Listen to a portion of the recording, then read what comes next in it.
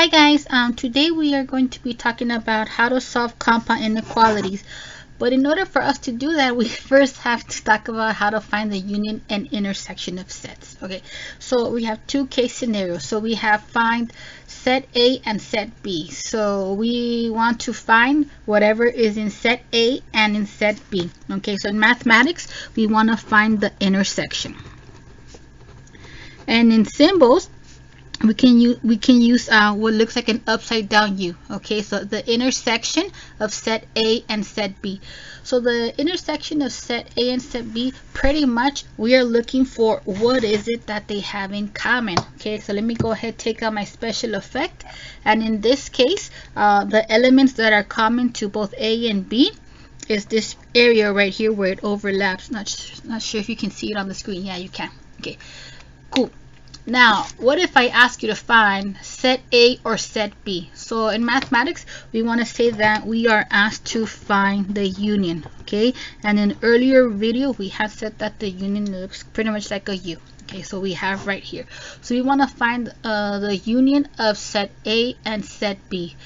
Now, we have set A or. Now, you know how the saying, what is it? You want your cake and eat it too? Well, guess what? In union, you can have your cake and eat it too. Okay, so straight definition of union, the union of set A and set B is pretty much we're looking for the elements that are in either set A or set B. Okay, so we're looking for the elements that are in either set A. So let's go ahead, color set A. I should bring my 5-year-old with me. She's 6. I lied to you. Yeah, okay. So for the union, okay, or those OR problems, okay, we want the elements that are in either set A or set B. So they can be in A, they can be in B, or they can be in the intersection, or both. Okay, so the moral of the story is this: if you're asked to find the intersection, I need you to tell me what is it that they have in common. Okay, if you're asked to find the union, I need you to combine your results or your sets.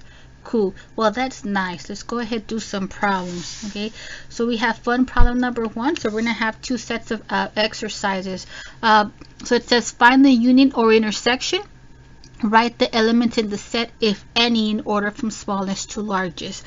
So we have let A equal, so these are the elements in set A, these are the elements in set B, and then we want to find A funny symbol B. Okay, so I have to remember, is this the symbol for union or intersection? And in this case, this is the symbol for intersection. And I want to remind myself, and you know that it's like, when I take notes, when I take math notes, it's like my diary. I write down my thoughts. Okay, so it may take a little bit longer to write down what you're thinking, but you're gonna save so much more time at the end, because you can see what you were thinking at the time. So yeah, speak to yourself. It's a good habit. Okay, so we want to find the intersection, and when we're talking about the intersection, we want to know what is it that they have in common. Okay, so looking at set, let me go ahead and zoom in. Okay, looking at set A and set B, what is it that they have in common? So let me just go ahead and look at these from left to right. So in this case, if my eyes don't fail me, they have a 2 in common, 3, 4, 4, and 9. Yeah.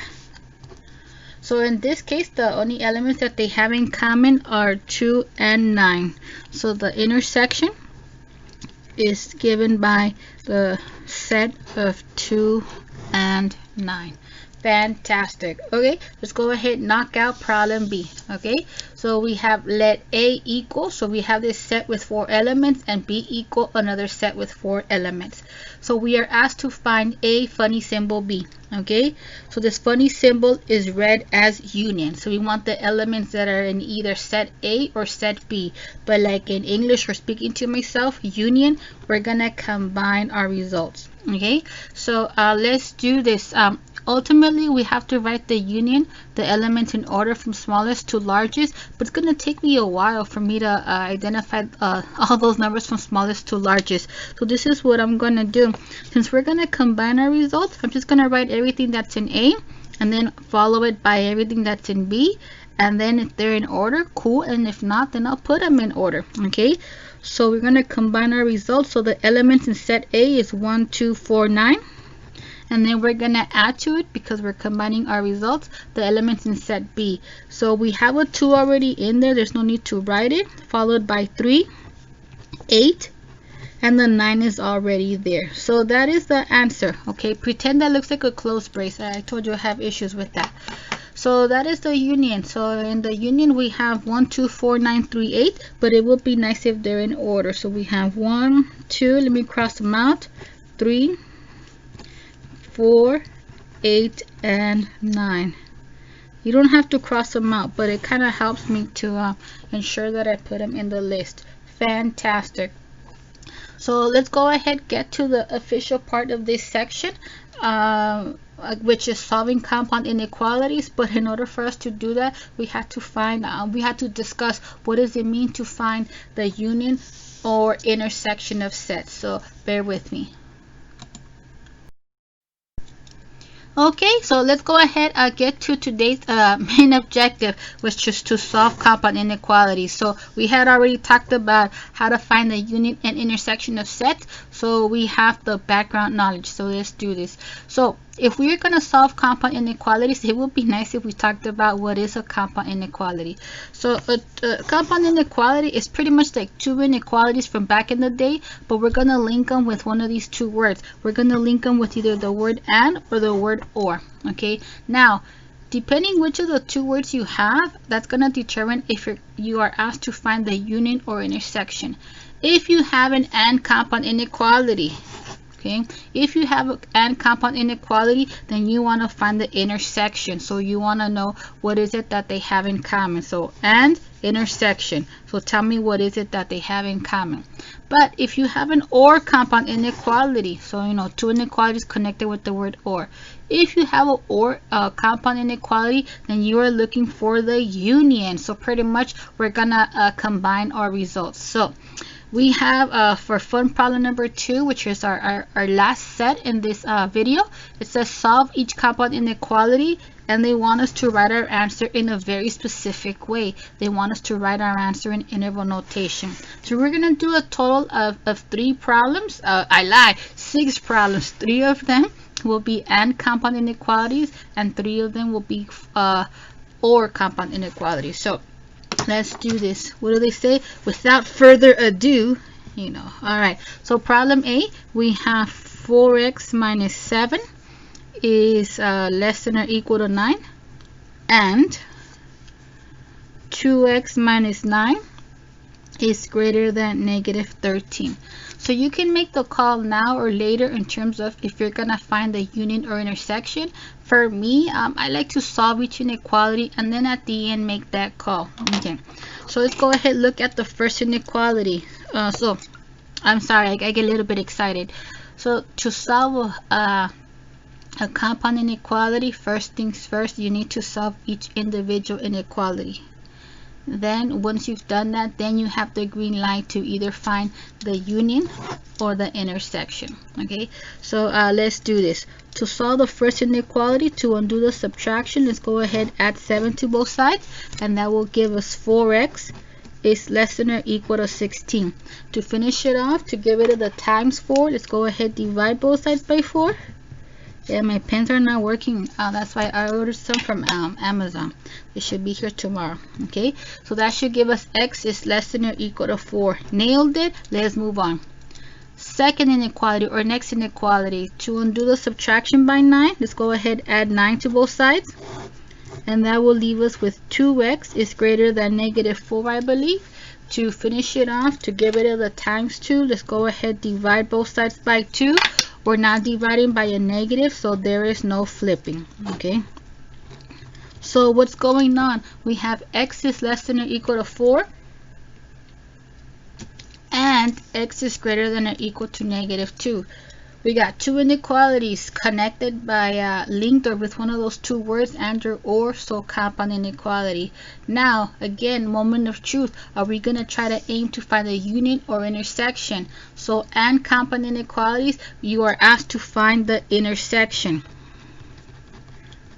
Okay, and in English, if you want to find the intersection, pretty much you want to know what is it that they have in common. Now, as you look at this problem, if you're like, Ms. Torres, I'm on it. Oh, the elements that are at most 4 and at least, sorry, the elements that are at most 4 and greater than -2 are the elements from here to here. Go for it. But I don't really see it. So what am I going to do? I'm actually going to graph both of these inequalities in its own number line. But I'm actually going to highlight both endpoints just so I can see things, okay? So the endpoints are 4 and -2, where -2 should appear first on the number line. So -2, 4, -2, 4. Do you need to do this? No. Nowhere does it say you have to graph the solution set. Why am I doing this? I'm doing this because I sincerely can't see what the intersection is, so much less write it in interval notation. So let's graph the first one. We have x is less than or equal to 4. So 4 is in, and the remaining solutions should be smaller. Okay, so we're going to pull to the left. Solution of the second inequality. We have x is greater than -2. So -2 is out, but the actual solution should be larger. So we're going to pull to the right. Now, if it was possible to like sandwich these two, okay? If it was possible to sandwich these two, where would be the overlap? Why do I say overlap? I say overlap because we want to know what is it that they have in common. Okay, so again, we sandwich these two. Where will be the overlap? Let me just do like a rectangle right there. Sorry, like my hand got in the way. This is a reused pencil. Okay, cool. So what is that overlap looking like? Okay, so it's definitely all the numbers between -2 and 4. Okay, now what I'm going to focus on, what about the endpoint? So we know that what they have in common is the numbers that are between -2 and 4. But what about the endpoints? So -2, do they have it in common? -2 is in the top one, but as you can see, it's not in the bottom one. So since -2 is, they don't have it in common, then it's not in the intersection. What about 4? 4 is in the top one, 4 is in the bottom one. So yeah, it's in the intersection because they have 4 in common. Fantastic. Okay, so let's go ahead, write our answer in interval notation. So interval notation goes from left to right. We start here and in there. So in interval notation, the solution set is given by the interval from -2 to 4, where -2 is excluded and +4 is included. So remember, brackets if you're in and parentheses are out. Now we can just do 2 problems and then move on, but I'm trying to cover all these case scenarios, so that's what we're gonna do more. You'll thank me. Okay, right now it's like, can class be over? Yeah, I know, but then like when you come to help, it's like, can you do more? Okay, so let's just do a bunch right now. So again, we're doing 3 and 3 or. Okay, so second problem, we have -3 is less than or equal to 3n plus 1 over 2, and that is less than 5. Okay, so for this problem, it's really messing with my flow in this section because we are asked to solve a compound inequality. So I was expecting to see 2 inequalities linked with either the word and or the word or, and that is not either case. 3-part inequalities is pretty much hidden and are 3-part inequalities are pretty much hidden and inequalities. Why? Because we're saying that the middle has to be bigger than -3, and at the same time the middle has to be less than 5. Okay, so this is how it's gonna go down. We're gonna try to isolate the variable, and then if you see the answer at the end, cool, but you know I never do, so I'm gonna try to break it down for you. Okay, so now how do we solve a three-part inequality? We are going to solve a 3-part inequality in the same way as if we had a 2-part inequality. So let's do this. How do we get rid of the division by 2? Oh, by multiplying both sides by 2. But in this case, we're going to multiply all 3 sides by 2. So to get rid of the division by 2, let's multiply all 3 sides by 2. Okay, times 2 times 2. Okay, so remember, pause and rewind as many times as needed.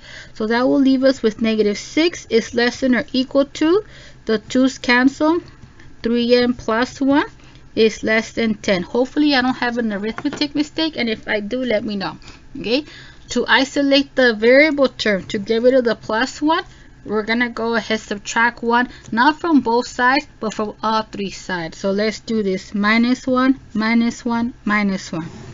And that will leave us with -7 is less than or equal to 3m, and that is less than 9. Notice how I have a big space? Well, that's because I tried my best but didn't do so well to line up the equal signs, or in this case the inequality symbols.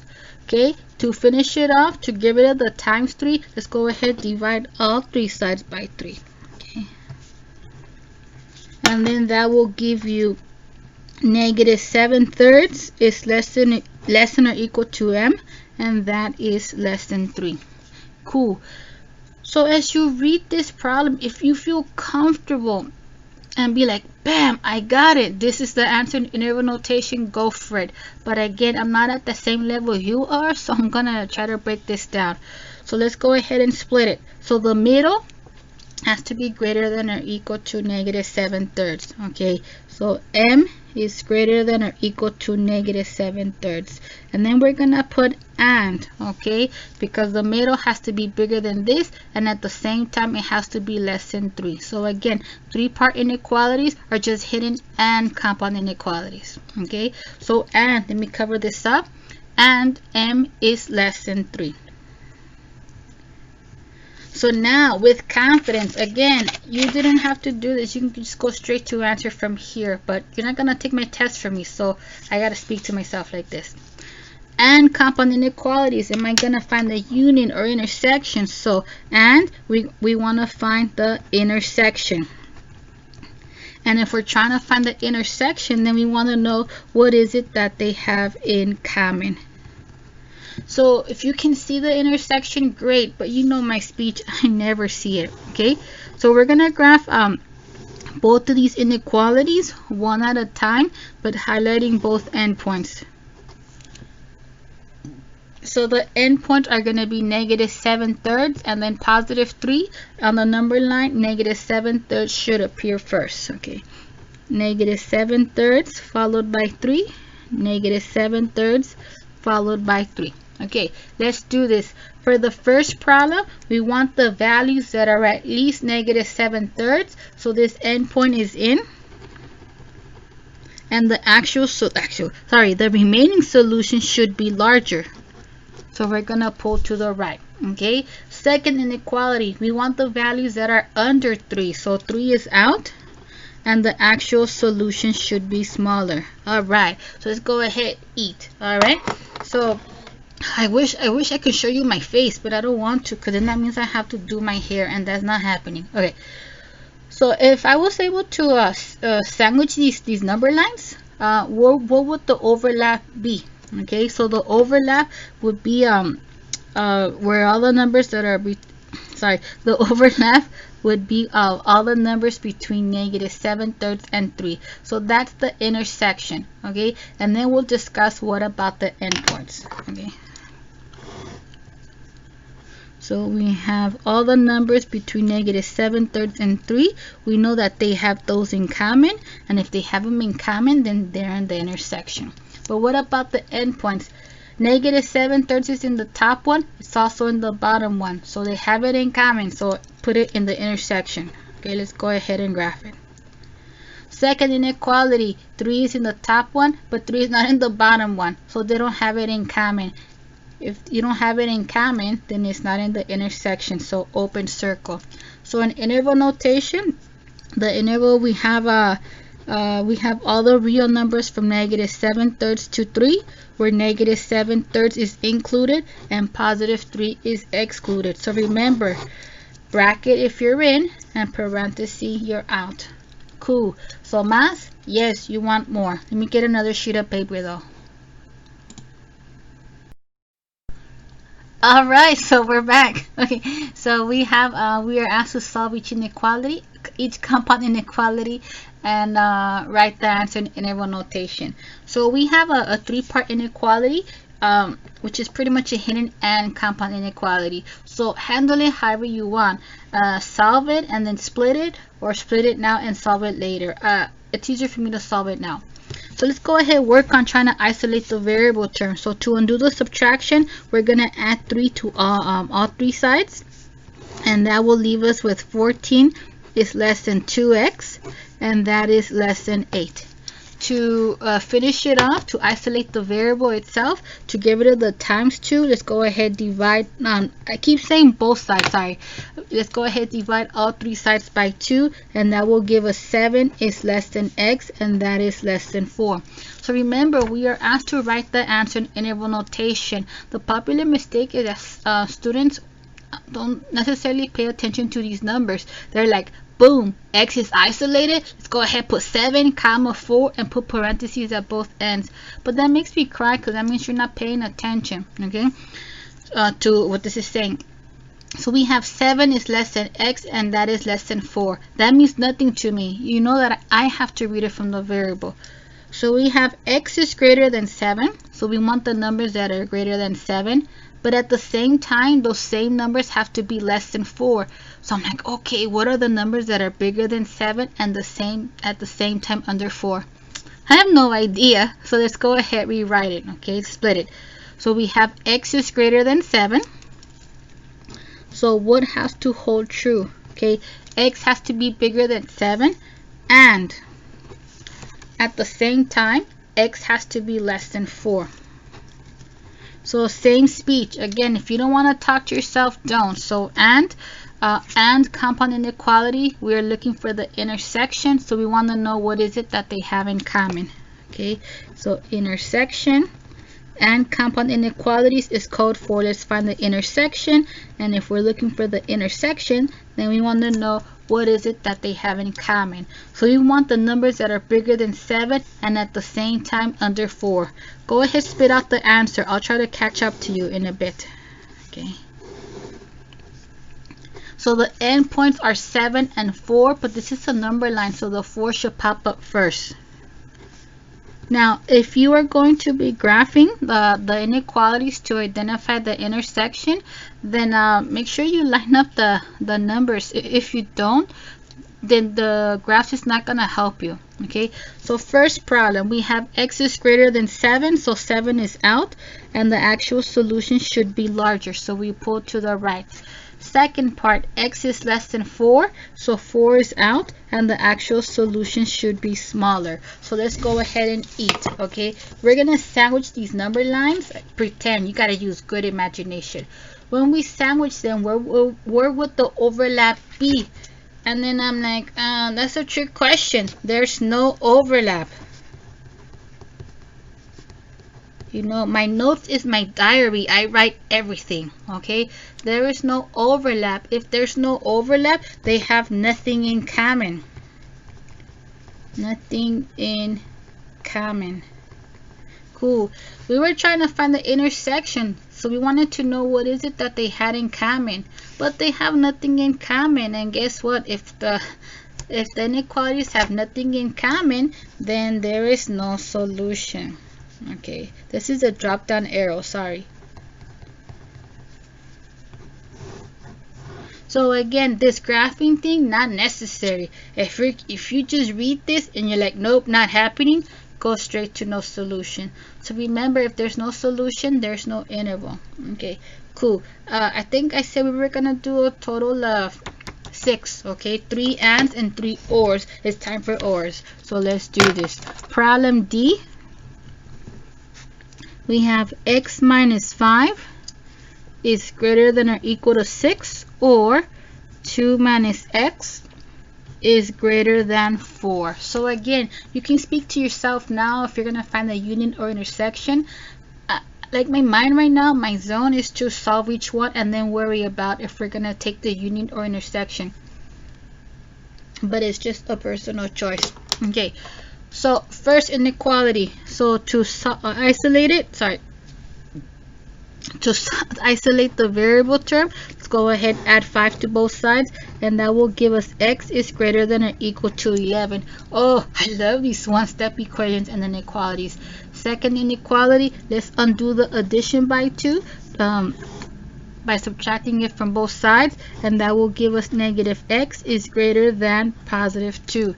To finish it off, to get rid of the times negative 1, let's go ahead divide both sides by negative 1 and then talk to ourselves. Let's go ahead put it in our diary. So gentle reminder, I forgot the word. I think I'm forgetting my English. Alright, gentle reminder. At any point, if you multiply or divide by a negative, you gotta reverse the direction of the inequality symbol. I'm not gonna make you make a big fuss on your notes, but I would recommend you do, because you don't want to get dinged on the test. Okay, so our new statement should now read x is less than negative 2. Cool, we're good. See how these inequalities don't line up? That really messes with my flow. Okay, so I like it when the last line lines up. Okay, but if you don't need it, then I don't need it. Okay, so now we have solved each inequality, so now I feel confident to make the call. And compound inequality or compound inequality, what are we asked to find? We have an or compound inequality, which means that we are trying to find the union. And if you're trying to find the union, pretty much you want to combine your results. Okay, as simple as that. So since we're gonna end up combining the inequalities, I don't think it's vital for us to graph each inequality separately so we can sandwich them to combine them. It's like, why don't we just eat right now? So let's go ahead do one number line.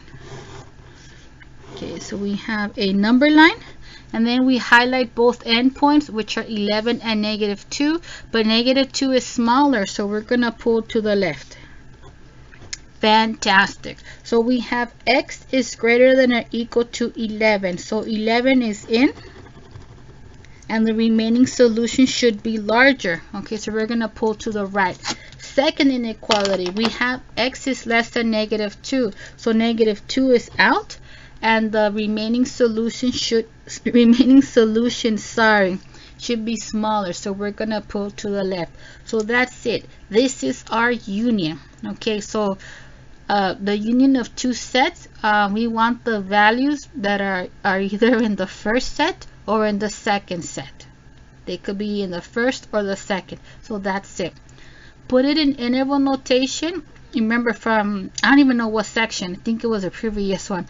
If you have two pieces, we're gonna have two intervals, and we're gonna connect it with the union symbol. So the first piece is the interval from negative infinity to negative 2, where negative 2 is excluded, or, but we say union, or second piece, it's the interval from 11 to infinity, where 11 is included. Fantastic, cool. So we're gonna do a total of 6 problems, and if I know how to count, I think that was problem 4. Okay, I lost my paper. Okay, just found it. All right. Problem E. Okay, problem E. We have 8 is less than x plus 3, or 3 minus 1/2 x is less than 7. So we got two inequalities linked with one of those two special words, and or. Let's go ahead, solve each one, and then, like the other one, take the union. Okay, so first inequality, to isolate the variable term, let's go ahead, subtract 3 from both sides, and that will leave us with 5 is less than x. If this works for you, it works for me, but I told you my speech, it's hard for me to graph this if I was gonna graph it, so I'm gonna rewrite it. X is greater than 5. Let's go ahead, write x is greater than 5. Okay, again, worst case scenario, put the x, put the 5. Inequality points to 5, so when you rewrite it, it should still point to 5. If it doesn't, then you didn't rewrite it, you flipped it, meaning you changed the meaning. Cool. So one inequality down, one more to go. Let's go ahead, isolate this variable term. So we'll subtract 3 from both sides, and that will be give us -1/2 x is less than 4. Fantastic. Now, to finish it off, you can do whatever you want, but we're not going to do this a bunch of times. And in an effort for me to have most of you with me, preferably everyone, we're going to do it like this. Let's get rid of the division by 2. To get rid of the division by 2, let's go ahead and multiply both sides by 2. But if you keep your cool, you can just say, I'll multiply by the reciprocal of the coefficient. Reciprocal of -1/2 is -2. Do what works for you. Okay. So the 2's cancel out, and that will leave us with -x is less than 8. To finish it off, to get rid of the times -1, let's go ahead, divide both sides by -1, and make another entry in our journal or diary, whatever word you like to use. So at any point, if you multiply or divide both sides by a negative, you have to reverse the direction of the inequality symbol or flip. So that should give us x is greater than -8. I forgot to flip it. Okay, let's bring everything down because this rainbow action doesn't really work for me. Okay, I'm very linear. I need to see like a straight line for me, so then I can say it with confidence. Okay, so let's go ahead and graph this. Okay, so we have an OR compound inequality from a previous problem. We have established that yeah, you know what, I need to stop speaking as I write. Okay, since we have an OR compound inequality from the previous problem, we have established that we are trying to find the union. And if we're trying to find the union of two sets, then we want to combine our results. Okay, so if we're gonna combine, again, same speech, it's not vital for us to graph them separately so we can combine them later. The endpoints are 5 and -8, where -8 is smaller. Okay, so we have x is greater than 5, so 5 is out, and the actual solution should be larger, so we're going to pull to the right. X is greater than -8. -8 is out, and the actual solutions are larger. Remember, we were not asked to graph the solution set. I choose to graph because it facilitates writing this in interval notation. Now, if you're cool with this graph, I'm cool with this graph, but I don't feel comfortable to write that answer in interval notation. I'm gonna clean it up. But this is my dilemma. Is 5 in the union, and it is as long as it's in 1. Originally 5 is not in the solution of the first inequality, but in this case, when we graph the second inequality, we were able to cover it up. Okay, so that's gonna mean it's gonna be in the union. Okay, so let's go ahead, clean this graph. Okay, so pretty much this is the union without this in the way. So we have x is greater than 5, so somewhere over here, and then we pull to the right, it's there. X is greater than -8. Okay, that's it. So this is what the union looks like, or this is what the graph looks like when we combine our results. So in interval notation, we start at -8 and pull towards the positive direction. So the interval is from -8 to infinity, where -8 is excluded. Fantastic. So I think that was our 5th problem, so I owe you one more and we're done. Perfect. Alright, so let's go ahead and knock out this problem so we can leave finally. Okay, so we have 2 inequalities connected with one of those 2 magic words, so compound inequality. Let's go ahead, solve each one, and then take the union or intersection as it asks. In this case, it's the union, but I'm gonna save that for later.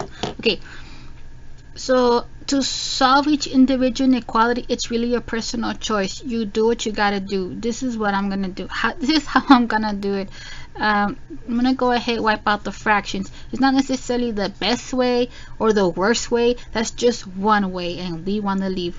So the denominator, the LCD between 7 and 10 is 70. So let me go ahead and pencil this in my journal or diary, love note, whatever. Let's go ahead, wipe out those fractions by multiplying both sides by the lowest common denominator just found.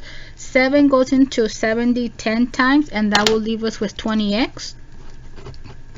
On the right side, 10 goes into 77 times, and that will leave us with 7.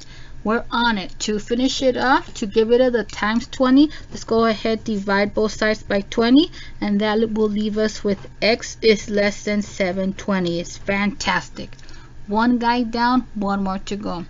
On the other side, too many fractions, so let's go ahead, identify the least common denominator, which is given by 6. Let's go ahead, multiply the left side and the right side. So on the left side, when we distribute the 6, product of 6 and 1/2 x, you can go straight to the simplified product of 3x. But if you're like me, you're like, no, I am showing everything. So show everything, and then you'll avoid making a careless mistake. Product of 6 and 1/3, that should give you 2. Show your work. On the right side, there's no distribution, so I'm going to feel a little cocky and just go straight to the simplified result, which will give us -1. So let's take our time, clean the products on the left, and then take it from there. 2 goes into 6 3 times, so that will leave us with 3x, minus 3 goes into 6 2 times, so that will leave us with 2, and that is greater than or equal to -1. We're getting there. Let's isolate that variable term, so we'll add 2 to both sides, and that will leave us with 3x is greater than or equal to 1. Okay, to finish it off, to get rid of the times 3, let's go ahead, divide both sides by 3, and that will leave us with x is greater than or equal to 1/3. So we did it.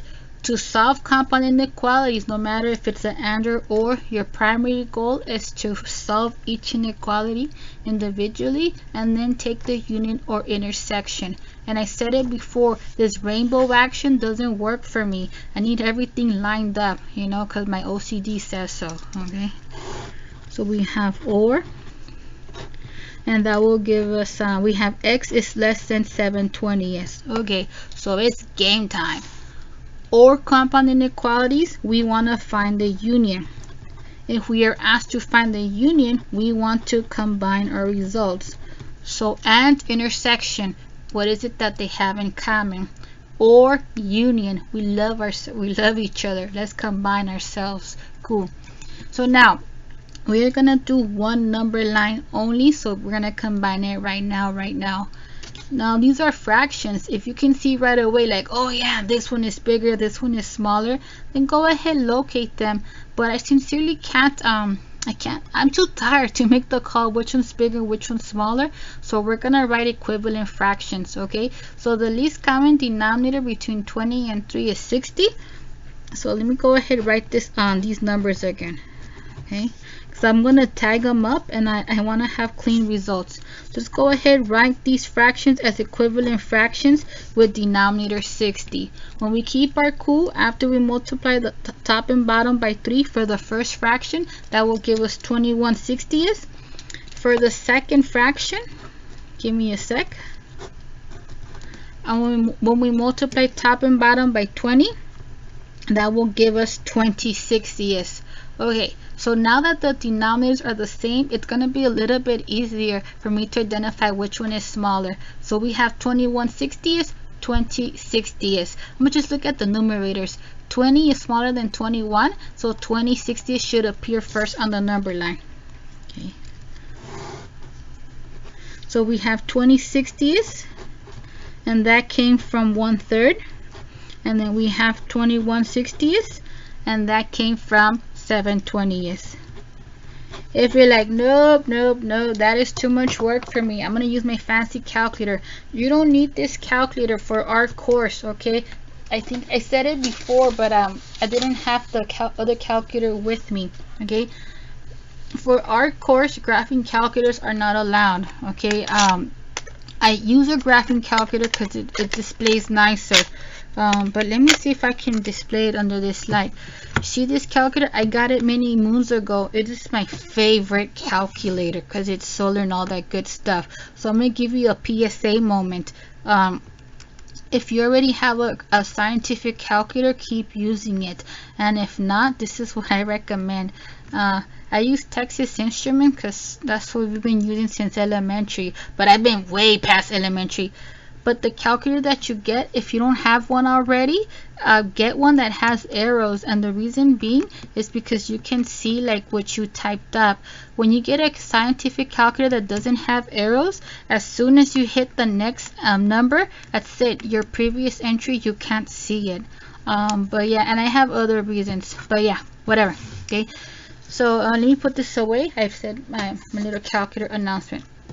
If you don't want to write equivalent fractions, a workaround, just do decimals. Okay, so 7/20 7 over 20, that gives us 0.35. So we have x is less than 0.35. So maybe it's a little bit easier to compare decimals than it is to compare fractions. And then 1/3, that's the repeating decimal. That's like the only fraction I have memorized. So that's 0.33. So about. I'm just gonna put these dots. Okay, so now when we compare decimals, which decimal is smaller? I got 35 cents here, 33 cents here. Last time I checked, 33 cents is smaller, so I will put 33 cents here, and then that came from 1/3. 35 cents is larger, so I will put 35 cents and then put the fraction it came from. Do it however you want, just make sure the answer is correct. All right, let's graph the first inequality. We have x is less than whatever your heart desires, okay, whether the fraction or the decimal equivalent. X is less than 7/20. Where am I? Okay, so 7/20 is right here. We got open circle. So x is less than 7/20. 7/20 is out. This is in my way now. It has served its purpose. Okay, 7/20 is out, and the actual solution should be smaller. So we're gonna pull to the left. Second inequality, we have x is greater than or equal to 1/3. Okay, so 1/3 is in. Let me go ahead and make it noticeable because it's being covered up. 1/3 is in, and the remaining solution should be larger, so we're gonna pull to the right. Now, what is going on? We have the entire number line graphed. Originally, well, 7/20 is not part of the first inequality, but it got like covered up with the second one. So when we combine them, it's in there. It's in that union.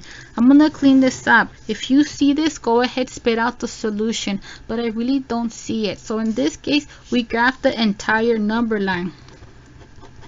Okay, I'm just gonna put a 0 because I don't want to put the fractions again.